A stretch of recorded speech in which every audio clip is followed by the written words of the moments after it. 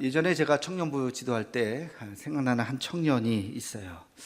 명문대를 졸업하고 여러분이 가고 싶어 하는 회사에 취직하면 여기를 가면 좋겠다라고 하는 S모 기업에 들어간 친구였습니다. 다들 부러워하고 아무 인생에 걱정 없이 탄탄대로가 펼쳐질 것 같은 친구였는데 몇 달 있다가 그 친구가 고민을 가지고 찾아왔어요. 하는 말이, 목사님, 회사에서 일을 하는데 갑자기 내가 왜 일을 이렇게 열심히 해야 되지? 하는 회의가 들었다는 거예요.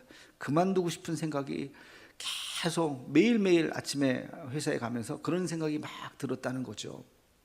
왜 그럴까요? 근데 계속 여기를 다녀야 될까요? 돈을 버는 것이 부질없이 느껴진다는 거예요. 나는 결혼하고 싶지도 않고 결혼하지도 않을 거고, 근데 내가 왜 이렇게 돈을 악착같이 벌어야 될까? 그거 뭐 돈 버는 것도 별로 그렇게 관심이 없어지고, 그런 생각이 막 들게 됐다는 거예요. 그러면서 회사를 어떻게 때려쳐야 될까요? 계속 다녀야 되나요? 그런 고민을 했어요. 닐 앤더슨이라고 하는 분이 이런 책을 썼습니다. 내가 누구인지 이제 알았습니다 라고 하는 책에서 이런 말을 해요. 어느 날 문득 사람이 무너지는 이유는 나 자신이 낯설게 느껴지기 때문이다. 나 자신이 낯설게 느껴지는, 거울에 있는 나를 딱 보니까 물론 외모를 포함해서 자기 자신이 어느 날 낯설게 느껴지면서 자기의 마음이 싹 다 무너지는 거예요. 여러분, 사람은요 늘 변합니다. 늘 변해요. 그 변화되는 나의 모습, 외모도 변하지만 사회적인 역할도 변하죠. 그 변화되는 나의 모습을 내 인식이 따라가지 못하면 거기에서 큰 문제가 생기는데, 그게 바로 정체성의 혼란이라는 거예요. 정체성의 혼란이라고 하는 것이 거기서 생기는 거예요. 그래서 내 역할은 계속해서, 사람들이 나를 바라보는 시선이 계속해서 역할에 따라서 달라지죠. 내가 그것을 잘 따라가야 되는데 나도 모르게 내 인식은 따라가지 못하는 거예요. 거기서 혼란이 오게 되는 거죠. 심리학자 에릭 에릭슨은 인생을 여러 단계로 나눠 보았어요. 그리고 각 시기마다 해야 될 인생 과업이 있다고 이야기를 합니다. 인생 과업. 여기서 아주 중요한 얘기는 그 시기에 그 인생 과업을, 삶이 내주는 숙제를 다하지 못하면 그 다음 단계로 넘어가서 굉장히 큰 어려움을 겪게 된다 하는 이야기예요. 자, 그러면 우리 청년기를 한번 생각해 봅시다. 청년기의 핵심 과제, 해야 할 인생 과업이 뭐냐면, 에릭 에릭슨은 두 가지를 이야기했어요. 하나는 정체성, 또 하나는 친밀감. 나는 누구인가라고 하는 정체성을 분명히 알아야 되고, 자기는 어떤 사람들과 함께 같이 친밀한 관계를 형성해야 되는가, 친밀한 관계를 맺지 못해도 문제고, 그리고 자기가 친밀하게 관계하는 사람들과 그 올바른 관계를 맺어야 된다. 이 두 가지를 이야기하고 있어요. 청년의 시기라고 하는 것은 인생의 어느 한 시기죠. 참 소중하죠. 그렇죠? 참 소중해요. 여러분, 젊음이라고 하는 것은 그 자체가 축복이죠. 그죠? 젊다는 거. 왜? 무한한 가능성이 열려져 있어요. 뭐든지 할 수 있어요. 뭐든지 가능한 거예요. 실패해도 감사한 거예요. 그죠? 그게 젊은이에요. 그런데 바로 그것 때문에 또 젊음의 위기가 시작되기도 합니다. 뭐든지 될 수 있다고 하는 것은 아직까지 아무것도 되지 않았다는 거예요. 그래서 젊은이들은 두려워하고 있어요. 미래에 대해서 불안해하고 있어요. 내가 뭐가 될 수 있을까? 과연 이것을 내가 할 수 있을까? 자, 그 젊은이들에게 에릭슨은 이야기합니다. 정체성의 위기를 극복해야 된다. 너는 누구인가를 잘 찾아야 된다는 것입니다. 여러분, 이것이 우리가 젊은 시대 때 반드시 우리 스스로가 이것을 잘 깨닫고 넘어가야 될 인생의 과업 중에 하나예요. 여러분들은 그것을 잘 넘어가신 분도 있고 그렇지 못한 분도 있을지도 모르겠어요. 우리는 흔히 당신 누구입니까? 라고 이야기하면 나는 어느 기업에 다니는 뭐 부장입니다. 대기업 다니는 김 부장, 서울에 집이 있는 대기업 다니는 김 부장입니다. 드라마 제목처럼 우리는 그렇게 소개를 하죠. 그러면서 명함을 하나 딱 주죠. 마치 이것이 나인 것처럼 이야기를 합니다. 근데 그 드라마에도 보면 나중에 그 사람은 그 명함 안에 있는 자기를 다 잃어버렸어요. 대기업에서 결국엔 임원이 되지 못해서 쫓겨나고, 그리고 자기 집도 이제 서울을 벗어나서 초라하게 또 살아가야 되고 뭐 그러면서 자기 자신을 다, 명함에 있는 자기 자신을 다 잃어버려요. 그러나 여전히 나는 나죠. 여러분, 우리가 나는 누구인가를 이야기할 때 우리가 잘 생각을 해야 됩니다. 우리가 흔히 직업을 이야기해요. 직업. 그런데 여러분, 직업이라고 하는 단어는 직과 업이 합쳐진 단어입니다. 직과 업. 직이라고 하는 것이 뭘까요? 그것은 자리요, 역할이에요. 너 지금부터 이 일을 해 하면 그 역할이 주어지는 거예요. 그게 직이에요. 직. 영어로 job입니다. job. 무엇을 통해서 내가 돈을 버는가? job이에요. 사회적 계약입니다. 그 계약 기간 동안 그 일을 하는 거예요. 그리고 그것이 끝나면 언제든지 대체가 가능한 거예요. 끝나면 나가야 돼요. 다른 사람이 그 일을 할 거예요. 그게 바로 job이에요. job. 근데 이 직을 자기 자신이라고, 내 정체성이라고 착각하는 사람이 있어요. 그러니까 대기업 다니다가 쫓겨나가면 그렇게 실망을 하고 세상 다 무너지는 것과 같이 살아가는 거죠. 왜? 직인 내가 아닌데 그 직을 자기라고 착각하고 있었기 때문에 그 직에서 물러나면 뭐 세상 무너질 것처럼 힘들게 살아가는 사람들, 어리석은 사람들이죠. 여러분, 직과 업을 분리해야 됩니다. 그럼 업은 뭘까요? 업. 업이라고 하는 것은 영어로 vocation이에요. vocation. vocation을 어떻게 번역을 하죠? 소명이라고 번역을 합니다. 내가 하고 싶은 일이요, 잘하는 일이요, 그리고 내게 주신 그 달란트, 그것을 바로 업이라고 이야기하는, 내 꿈, 내 희망, 내 열정, 그것을 통해서 내 인생을 살아가는 그 일, 그것을 vocation, 그것을 업이라고 이야기하는 거예요. 그것이 바로 우리의 정체성이에요. 정체성. 자, 바울이 디모데에게 이렇게 이야기합니다. 우리 함께 14절 말씀을 같이 읽겠습니다. 시작. 내 속에 있는 은사 곧 장로의 회에서 안수받을 때에 예언을 통하여 받은 것을 가볍게 여기지 말며, 그랬습니다. 바울이 디모데에게 이야기합니다. 장로의 회에서 안수받을 때 예언을 통해서 받은 그것이 바로 너의 업이다. 그 앞에 보니까 내 속에 있는 은사, 그래서 하나님이 너에게 주신 그 은사를 너가 잘 알고 있지. 그 은사, 하나님께서 너에게 예언하신 그 일을 잘 해라. 그게 뭐예요? 목회의 일이죠. 목회의 일. 여러분, 그 은사를 잊으면 안 된다라고 지금 바울은 디모데에게 그의 업에 대해서 이야기하고 있습니다. 여러분, 여기서 우리 젊은 친구들이 정체성에 혼란이 오는 거예요. 우리는 어때요? 대학을 갈 때 내가 뭘 하고 싶어 하면서 가는 친구들 많지 않아요. 20%, 30% 될까 말까? 대부분의 친구는 뭐에 맞춰서 갈까요? 점수에 맞춰서 가는 거예요. 어느 학교 갈래? 무슨 과 갈래? 일단 점수 나와 봐야죠. 점수가 나오면 문과 갈까 이과 갈까 그제서야 과를 선택해서 그냥 가는 거예요. 가서 1년 2년 다니다 보니까 이거 아닌 것 같은데, 그때 또 혼란이 오는 거예요. 그냥 꾹 참고 대학을 졸업하고 직장 가면 또 거기서 또 혼란이 오는 거예요. 내가 하고 싶은 건 이거 아닌데. 한국인의 참 안타까운 불행이죠. 여러분, 우리는 이 직을 먼저 생각하면 안 돼요. 업을 먼저 생각해야 돼요. 성경은 우리에게 질문을 합니다. 너는 무엇이 되기를 원하냐? 하나님께서 너에게 주신 그 일이 무엇이냐? 직장은 바뀔 수가 있어요. 역할도 바뀔 수가 있어요. 우리가 근무하는 환경도 바뀔 수가 있어요. 그러나 우리에게 주신 그 사명은 바뀌지 않아요. 만약에 어떤 사람이 나는 죽어가는 사람을 살리는 일을 하고 싶어, 죽어가는 사람을 다시 희망을 가지고 세상을 열심히 살아갈 수 있도록 하는 그 일을 하고 싶어. 자, 그것이 그 사람의 업이라고 생각한다면 어떤 직업을 가질 수 있을까요? 떠오른 게 뭐 있어요? 의사. 예, 그렇죠. 죽어가는 사람 살리는 거잖아요. 간호사, 이것도 죽어가는 사람 살리는 거예요. 의사, 간호사, 또 상담가. 자살 시도하고 죽겠다고 한 사람 앉혀놓고 이야기를 듣고 왜 그런지를 다 위로해주고 당신이 얼마나 소중하고 귀한 사람인가를 깨닫게 하고 삶의 희망을 갖게 하는 상담가, 얼마나 멋진 직업입니까? 또 어떤 사람은 법률가가 될 수도 있어요. 뭐 이것 때문에 너무나도 고통스러운 사람, 법적으로 그것을 잘 해결하고 그 사람이 희망을 가지고 살아갈 수 있도록 법적으로 사회적으로 돕는 그 역할, 얼마나 귀한 일이에요. 또 목회자가 될 수도 있죠. 여러분, 생명을 살리는 일은 수많은 직업들이 있을 수 있다는 거예요. 그 일을 하면 돼. 그게 업인 거죠.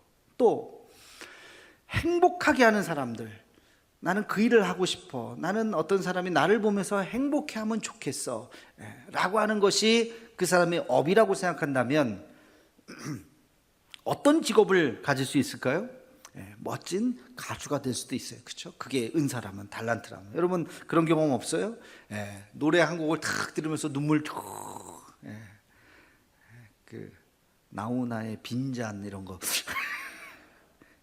그러면 갑자기 감동이 돼가지고 뭐 이렇게 노래를 들으면서, 저는 그런 경우 꽤 종종 있어요. 노래를 들으면서 막 너무 좋다 하면서 막 그런 느낌. 가수도 좋은 직업이에요. 화가도 멋진 그림, 어느 그림 앞에서 정말 멈추어서서 그림을 정말 몇십 분 동안 한참을 들여다보면서 내 마음이 행복해지는 그런 그림도 있고, 요리사도 얼마나 좋아요. 힘들고 지칠 때 어느 식당에 갔는데 기대하지 않았는데 음식 하나를 먹으면서 너무 내가 힐링이 되는 거예요. 우와, 이렇게 맛있어 하면서. 그런 요리사, 영화 감독도 있을 수 있겠고요. 여러 사람을 행복하게 하는 직업은 여러 가지가 있을 수 있어요. 그러니까 이 업과 직을 우리가 분리해서 생각하면 얼마든지 많은 일들을 할 수 있다는 거예요.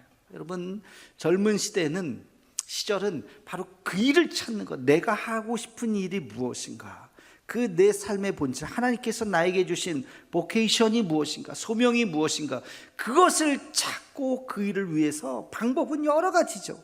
그 여러 가지 방법 중에서 내게 주신 은사를 통해서 그 일을 이루고자 하는 일, 여러분 중에 그 일을 찾으신 분들은 행복한 사람이에요. 그 업이 직과 연결이 된다면 행복한 거죠. 그러나 그 업이 혹시 직과 연결되지 않는다 할지라도 내게 주신 그 은사, 그것을 남은 한평생 펼치면서 누리면서 나누면서 살아가는 여러분이 되기를 주님의 이름으로 축원합니다. 자, 두 번째 청년의 시기에 해야 할 것은 바로 친밀감이에요. 친밀감이라고 하는 것이 뭐냐? 내 주변에 많은 만남들이 있죠. 그 만남 속에서 가까워지는 사람들이 있어야 한다는 것입니다. 만남은 참 신비로워요. 만남은 내 의지가 아니에요. 지금까지 여러분이 만났던 만남들, 그게 여러분의 의지인 것 같아요? 아니요. 내가 부모를 만난 거 여러분의 의지랑 관계 있어요? 없어요. 그냥 태어나 보니까 우리 부모님이에요. 여러분, 자식도 마찬가지예요. 내가 자식을 낳지만 그 자식이 아들이냐 딸이냐부터 시작해가지고 딸 낳고 싶은데 아들 낳고, 아들 낳고 싶은데 딸 낳은 사람들 많이 계시죠. 그게 뭐 내 뜻대로 되는 게 아니에요. 성격이라든지 뭐 그런 것도 다 마찬가지예요. 내가 이렇게 키우고 싶지만 그렇게 커주는 자식이 뭐 과연 몇이나 됩니까? 자기 멋대로 커요. 부모 자식 간의 만남, 그 참 소중한 거죠. 자기 의지대로 되는 것이 아니에요. 저와 여러분의 만남도 마찬가지예요. 여러분이 뭐 저를 어떻게 알고 이렇게 했겠어요? 저도 뭐 여기 뭐 포항에 내려와서 목회할 거라고 내려오기 직전까지만 하더라도 저도 전혀 생각하지도 못했죠. 근데 이렇게 만나게 하신 거예요, 하나님이. 만남이라고 하는 것은 굉장히 소중한, 스쳐 지나가는 만남일 수도 있지만 그 만남을 붙잡으면 소중한 만남이 될 수 있어요. 대표적인 사람이 누군지 아세요? 그럼 바울을 위해서 목숨까지 내놓는 사람이 성경에 나옵니다. 누굴까요? 내가 당신을 위해서 내 목숨까지 내놓을 수 있습니다 라고 말한 사람, 로마서에 보니까 브리스길라와 아굴라예요. 16장에 나와요. 바울을 위해서 목숨까지도 내놓는 사람, 브리스길라와 아굴라. 이 사람들이 어디서 만났어요? 천막을 만드는 그 일을 하면서 만난 거예요. 바울의 원래 직업은 텐트 메이커예요. 천막을 만드는 사람이에요. 거기서 우연히 그 직장에서 가보니까 만난 거예요. 브리스길라와 아굴라라는 사람이 로마에 살다가 고린도에 와서 거기서 내가 오늘 일당 벌어야 되겠다고 만났는데 거기서 만난 거예요. 그냥 뭐 친절하게 만나고 인사하고 헤어질 수 있는 날이었는데 두 분이 같이 셋이죠. 그러니까 그 부부와 만나고 그 만남이 깊어지고 친밀한 정도가 내가 당신을 위해서 내 목숨까지도 드리겠습니다 하는 관계까지 나아갔다는 거예요. 여러분, 이 친밀함, 우리가 세상 살면서 젊은 날 내가 정말 친밀한 관계를 만들어 가야 한다는 것입니다. 그 친밀한 관계를 만들어 가야 하는 세 사람이 있어요. 첫째는 누굴까요? 배우자예요. 배우자. 젊은 날 내 한평생 나의 삶의 동반자를 만나야 돼요. 내 배우자. 그 사람을 만나서 한평생을 함께 행복하게 살아가는 것이 그 사람의 복이에요. 복. 얼마나 큰 복인지. 서로 늙어가잖아요. 서로 나이가 먹잖아요. 당신 왜 이렇게 늙었어? 아니, 지 꼬라지를 봐야지. 자기는 안 늙는, 똑같이 늙는 거 똑같이. 늙으면서 또 어려움도 있었다가 또 복된 날도 있었다가 힘든 날도 있었다가 그것을 함께 같이 겪으면서 그 부부의 사랑의 깊이가 더 깊어지는 거예요. 더 깊어지는 거예요. 저도 보니까 어느덧 올해가요, 제 결혼 30주년이에요. 다음 달이 30주년이에요. 벌써. 와. 근데 30년 이렇게 참 감사하고 더 사랑이 더 깊어지는 것 같아요. 내가 그런 것 같지 않아요? 그런 것 같아. 아유, 30년 지겹다. 이제는 뭐 딴 사람이랑 어떻게 해볼까? 전혀. 그럴 이유도 없고, 그래서도 안 되겠지만, 왜 그래?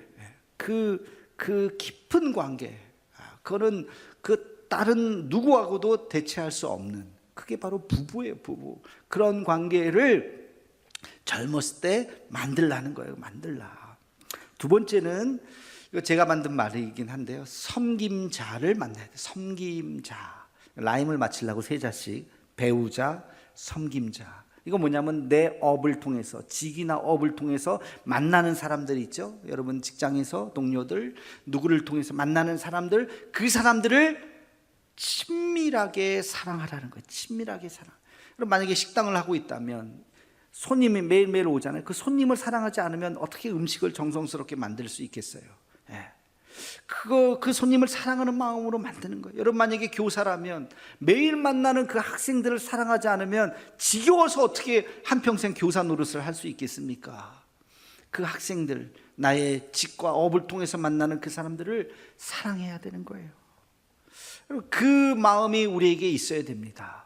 그래서 그 사람들과 더 친밀해지도록 노력해야 돼요.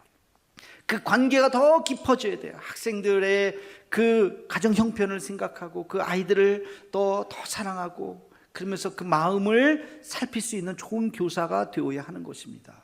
그게 친밀감이에요. 삶의 친밀감.